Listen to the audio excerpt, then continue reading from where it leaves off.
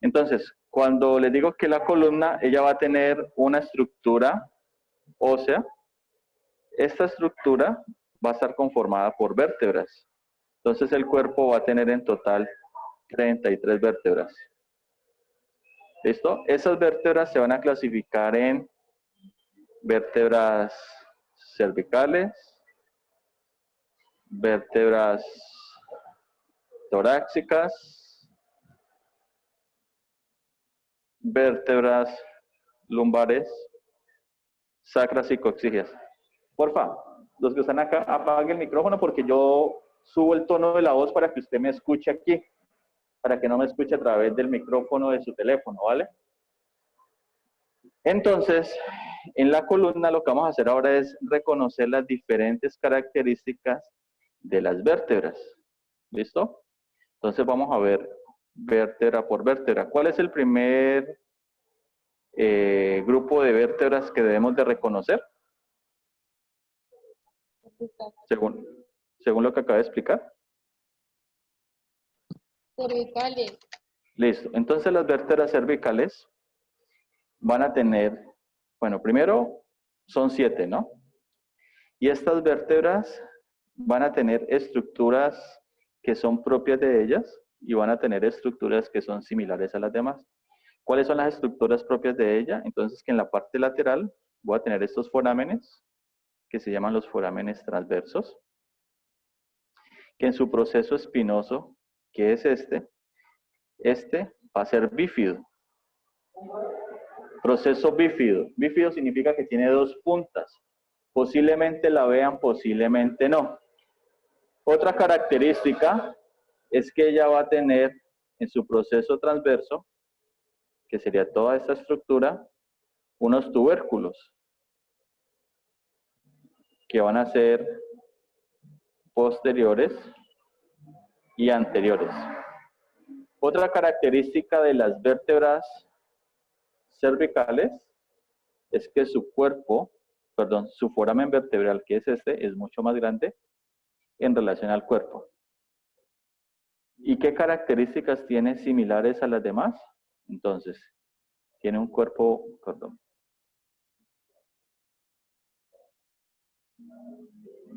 Tiene un cuerpo vertebral, tiene dos láminas, al lado y lado, tiene dos carillas articulares superiores, va a tener dos carillas articulares inferiores. Entre las láminas y el cuerpo, aquí hay un espacio, y ese espacio se llama el pedículo.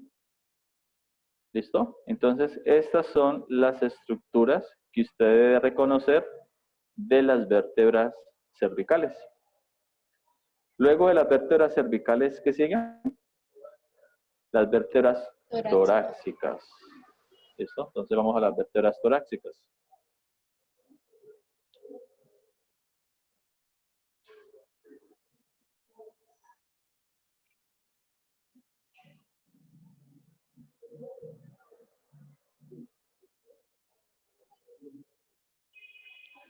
Entonces, las vértebras torácicas van a tener unas características que son propias de ellas. ¿Cuáles son? Primero, que en su proceso transverso va a tener una carilla articular transversa, que es esta, y en el cuerpo, en la parte superior, tiene una carilla articular superior y una carilla articular inferior. ¿Y por qué tiene esto? Porque las costillas se articulan aquí.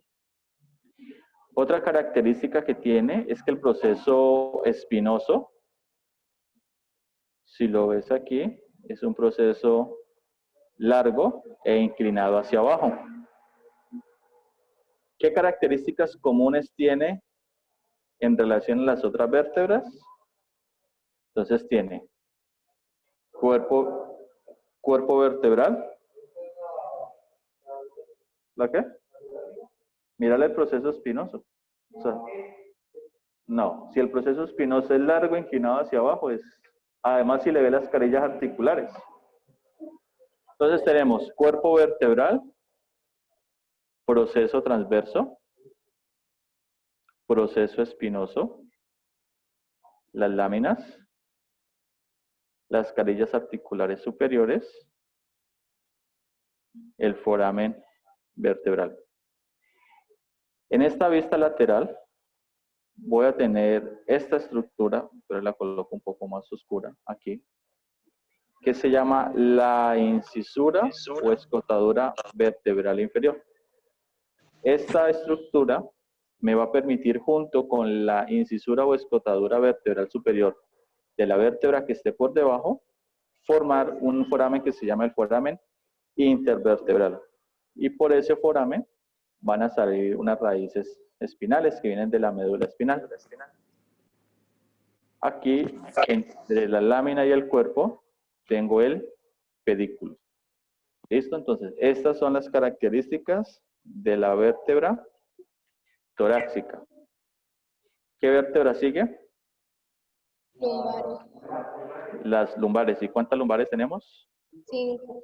Tenemos 5 vértebras lumbares.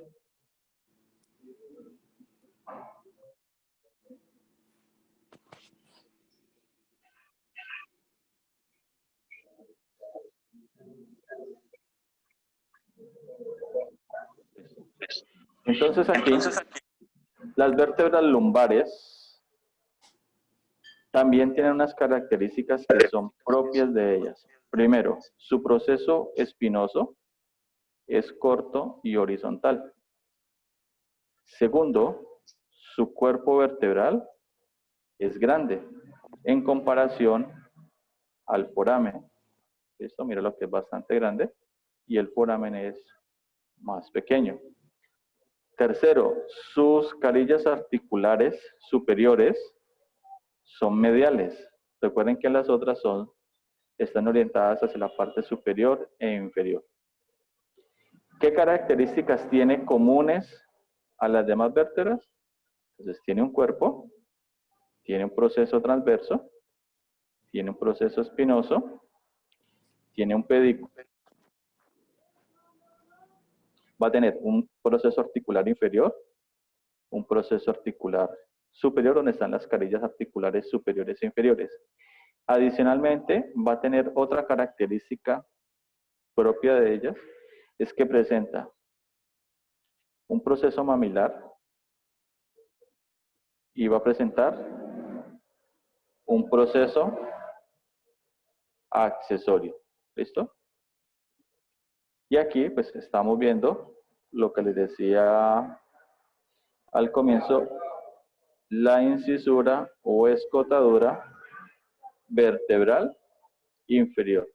¿Listo? Entonces, estas son las características de las vértebras lumbares.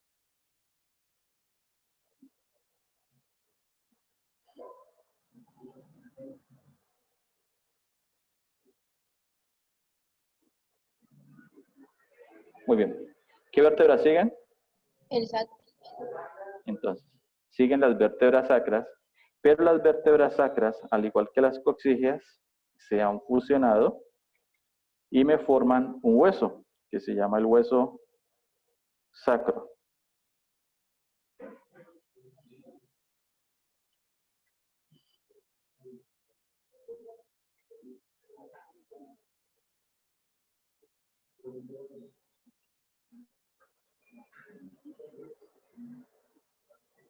Listo. Entonces el sacro corresponde a la fusión de las vértebras sacras. ¿Cuántas vértebras sacras tenemos? 5. Entonces ellas se unen. Entonces el sacro va a tener dos caras. Una cara anterior que va a ser lisa y una cara posterior que va a ser rugosa. La cara anterior o lisa se va a llamar cara pélvica y la cara posterior o rugosa va a ser la cara dorsal o glútea. El sacro, como corresponde a la fusión de las vértebras sacras, va a tener en su cara posterior las siguientes estructuras. Sobre toda la línea media, tengo esta cresta, que se llama la cresta sacra media, que corresponde a la fusión de los procesos espinosos de las vértebras sacras. Lateral Adicionalmente, voy a tener aquí la cresta sacra lateral izquierda, perdón, derecha, cresta sacra lateral izquierda, y voy a tener unas crestas intermedias que van a estar aquí. Se llama la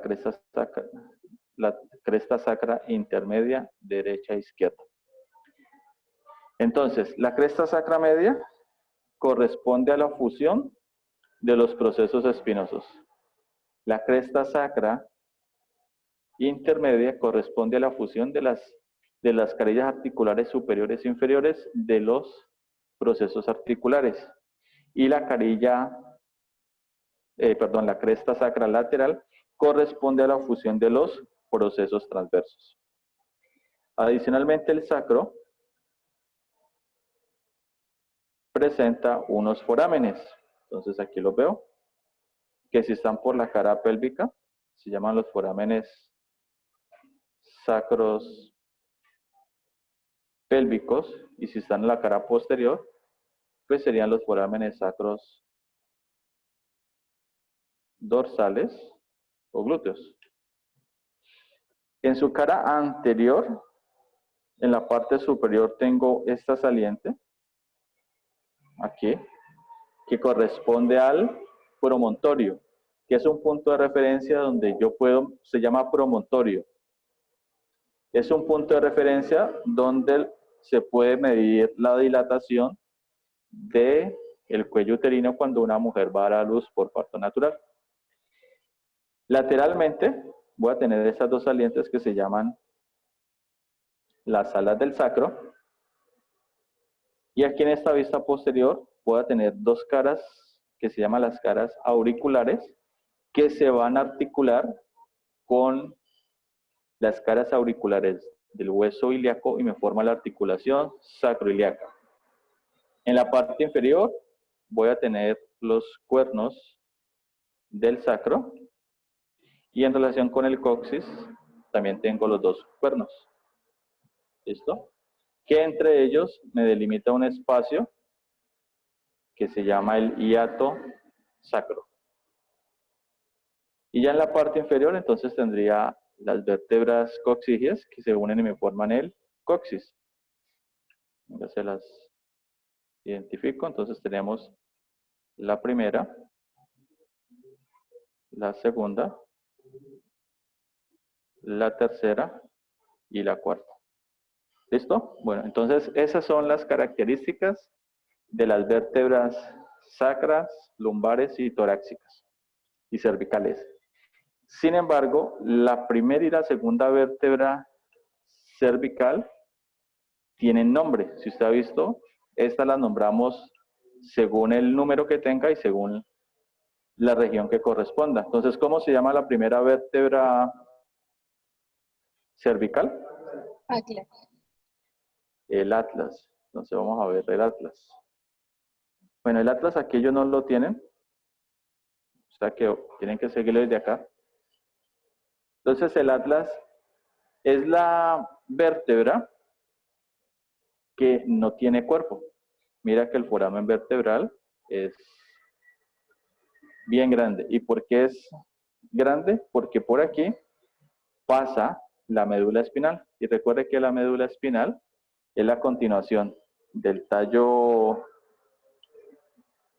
cerebral y tiene forma de cono. ¿Listo? ¿Qué características tiene la vértebra C1 atlas? Entonces tengo un arco anterior, un arco posterior, unas carillas articulares superiores, que sobre ellas se articulan los cóndilos occipitales y me forma la articulación atlanto-occipital. Tengo los forámenes transversos, tengo el proceso transverso. Otra característica es que ya no tiene proceso espinoso. ¿Listo? Bueno, ¿cómo se llama la segunda vértebra cervical? Axis. El axis. Entonces el axis también tiene unas características exclusivas de él.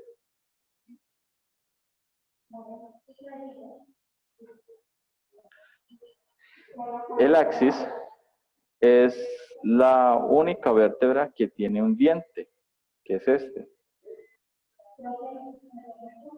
Momentico, por favor.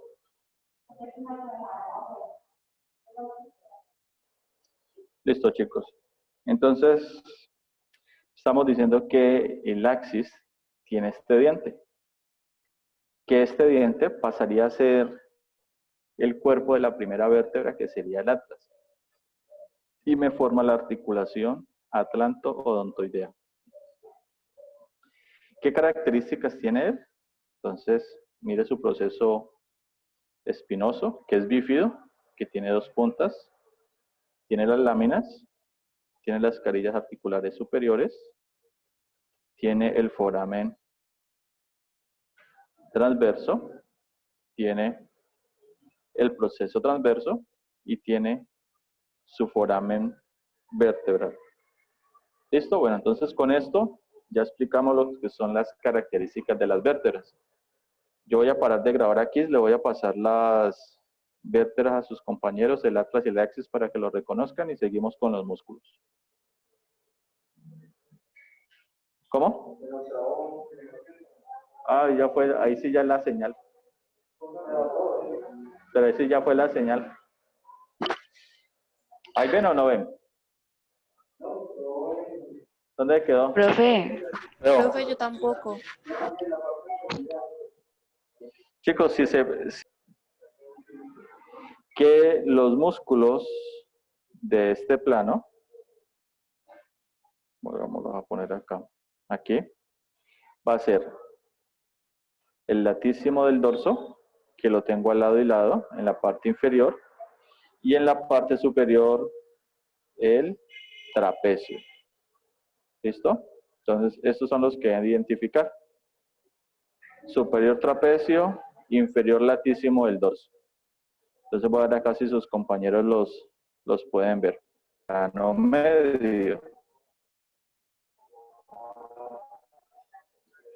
Entonces los músculos tienen una distinta. ¿Listo? Entonces aquí retiro. Entonces vamos a ver qué músculos tenemos acá. Aquí en la parte inferior voy a tener este músculo, que corresponde al músculo serrato posterior inferior. Este es un músculo que hace parte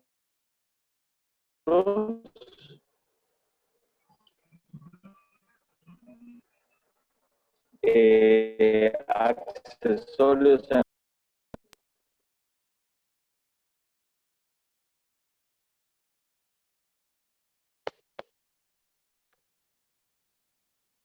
chicos. Bueno.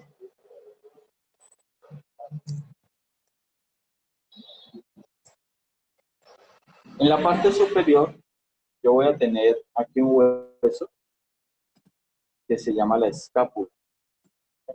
Y es este, que viene acá, que viene aquí lateral y que viene aquí. Este hueso va a tener unas características. Tiene un borde medial y ese borde medial aquí me va a servir como referencia en relación con una estructura que se llama la espina de la escápula, que la he de identificar, que estaría aquí. Me va a servir como punto de referencia para la ubicación de la parte superior, este músculo pequeño que veo acá, se llama el romboideo menor, que estaría de la espina hacia la parte superior con el borde, y el romboideo mayor. Entonces debo identificar serrato posterior superior, inferior, perdón, romboideo menor, romboideo mayor. La escápula va a tener, voy a borrar aquí, un ángulo que se llama el ángulo superior, y de ese ángulo superior sale este músculo que se llama el elevador de la escápula. Entonces vamos a ubicar romboideo menor, que está de la espina de la escápula en relación con el borde medial hacia arriba. Romboideo mayor, que está de la espina de la escápula hacia abajo en relación con el borde medial. Y del ángulo de la escápula, este músculo que asciende, que se llama el elevador de la escápula. ¿Listo? Entonces vamos a ver cómo lo van a... Bueno, chicos, entonces, este músculo que señalo aquí, no se los vuelvo a ubicar, se llama el serrato posterior superior. Superior a él tengo el esplenio de la cabeza, y entre el serrato posterior superior y el elevador de la escápula tengo el esplenio del cuello.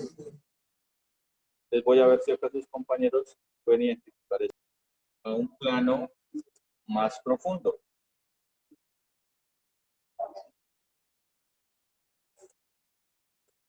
Entonces ya desciendo y me voy a encontrar, o sea, si yo retiro los esplenios, si retiro los serratos posteriores superiores e inferiores, me voy a encontrar con un grupo de músculos que hacen ya parte del plano profundo, que se llaman los erectores de la espina, que es este grupo de músculos. Resulta que, bueno, estos músculos van a ser músculos que van paralelos a la columna vertebral. Ellos van a estar divididos en tres partecitas, tres porciones. Esta primera corresponde al músculo iliocostal, que tiene un componente lumbar, tiene un componente torácico y tiene un componente cervical. ¿Listo? Iliocostal. Lo tengo al lado derecho y lo tengo al lado izquierdo. Medialmente a él voy a tener este músculo que señalo aquí de color azul, se llama el longuísimo, que tiene un componente torácico, tiene un componente cervical y va a tener un componente de cabeza. Y me queda otro músculo que se llama el espinal, que al igual que el longuísimo tiene componente torácico, componente cervical y un componente de cabeza. El espinal. Entonces el erector de la espina está conformado por tres músculos. Longuísimo, perdón, iliocostal, que sería el más lateral, el intermedio, que sería el longuísimo, y el espinal, que sería el más medial. Entonces, espérense, los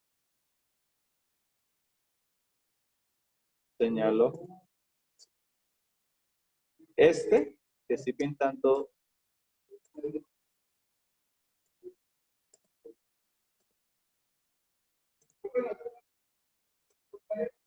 ¿cómo? Son pares, sí. No, el espinal está al lado y lado. Entonces, este que estoy señalando aquí, son 6, 3 y 3. Este es el espinal. Este siguiente músculo es el longuísimo.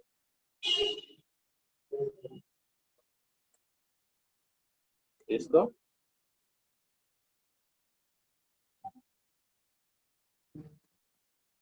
Y este siguiente músculo sería el iliocostal. ¿Listo? Que los tenemos al lado y lado. Ahora, dentro del plano profundo, si yo pues retirara estos músculos, me voy a encontrar otros músculos que se llaman los transversoespinales. Esos músculos tienen una característica. La característica que presentan es la siguiente, que ellos se originan en un proceso transverso de una vértebra y se insertan en un proceso espinoso por encima de su origen. ¿Listo? Entonces, cuando ellos van de uno a uno, esto no lo vemos, se llaman multífidos, o sea, va de un proceso transverso a un proceso espinoso. Cuando van de un proceso transverso a dos procesos espinosos por encima de su origen, se llama rotador breve. Y cuando van de un proceso transverso a 4 procesos espinosos por encima de su origen, se llaman rotadores longos. Y son músculos que cuando se contraen, generan un movimiento de rotación como lateral. ¿Qué significa? Si se contraen los del lado derecho, giramos hacia el lado derecho. Sin embargo, dentro de la explicación o la descripción de los músculos, hay uno en la parte superior que se los voy a resaltar.